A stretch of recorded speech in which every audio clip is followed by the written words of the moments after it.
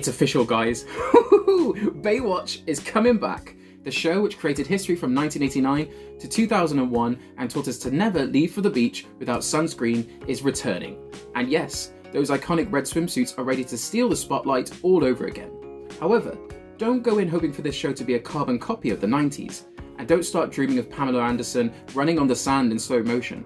This show is set to revive the franchise after decades, and as the official logline is saying, this reboot will bring in everything hot and sizzling under the California sun. Beachside drama, complicated relationships, chemistry that will give you butterflies, and some adrenaline-fueled rescues. We are in for a major throwback, but here's the catch. It's meant for primarily the new generation. So, here's everything the Baywatch reboot is going to do for their fresh target audience. The real reason Baywatch is coming back. What started as a not-so-simple story about lifeguards went on to define an entire era of beach life, and in September 2025, Fox announced that a reimagined version of Baywatch was ready for a modern-day comeback. Christian Vesper, the head of Fremantle's global drama, has explained why they are bringing back this show. According to him, Baywatch has always been a treasured asset in Fremantle's portfolio and remains one of the most iconic series in television history globally. We have found the perfect partners in Fox to help us maintain this legacy. Oh, thank you, Lord. We couldn't agree more, but it seems like us, oldies are not their main concern because Michael Thorne, the president of Fox Television Network, has revealed that their idea is to bring the California dream to a whole new generation of fans. The reboot will be packed with fresh stories and rising stars, which would once again make Baywatch a global phenomenon. Yeah, okay, we will still squeeze ourselves in among the new viewers. Oh wait, I guess Vesper actually heard us, because in a later interview he mentioned, our goal is to reconnect with existing fans while also introducing a new generation to the world of these famous lifeguards. Making things better is the creators' lineup. We have Fox, Fremantle, Matt Nix, and the OG co-creator, Greg Bonnen. Yes, win-win. How is it going to be different from the original show? Guys, there's a version of Baywatch that's permanently etched in our minds. Surf, sun, chaos, and of course, Pamela Anderson running in slow motion. But the reboot seems to be aiming for more than just reliving that moment.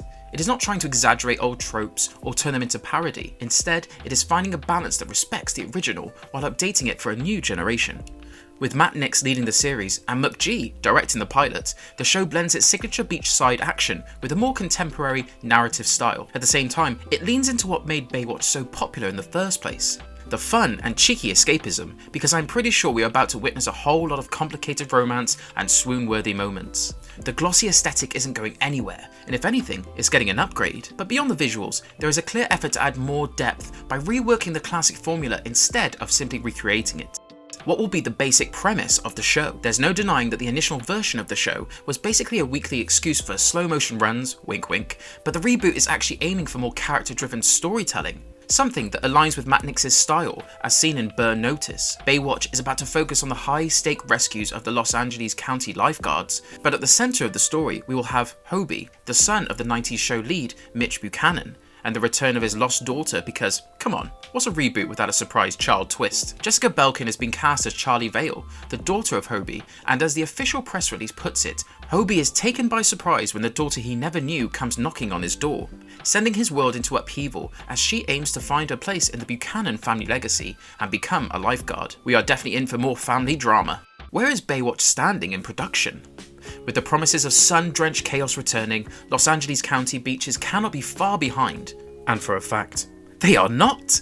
I mean, it was home for the first 9 seasons of the original series, and no matter what changes they come up with to make the reboot more palatable for today's audience, the homecoming was non-negotiable. That being said, the new show is also eyeing Australia with tax incentives, likely playing a big role in the final decision. However, as far as the latest news go, cameras have already started rolling in Venice and Malibu Beach, and fans have caught a glimpse of the young cast sprinting into action. The team has already tweaked the aesthetic for the show, and they're going in for a chicer look, so naturally the iconic yellow trucks have been traded for a fleet of customized Toyota Tacomas. Yeah, it's a part of the massive brand partnership, but these lifeguards will definitely have better GPS than the retro crew ever did.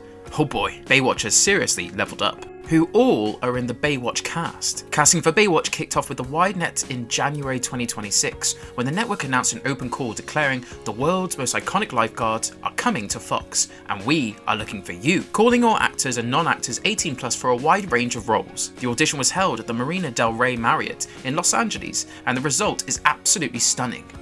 Gen Z icons have been handpicked to take up the stage, with CW veterans like Stephen Amell, who left his superhero days behind for a pair of bright red trunks because he is Hobie Buchanan.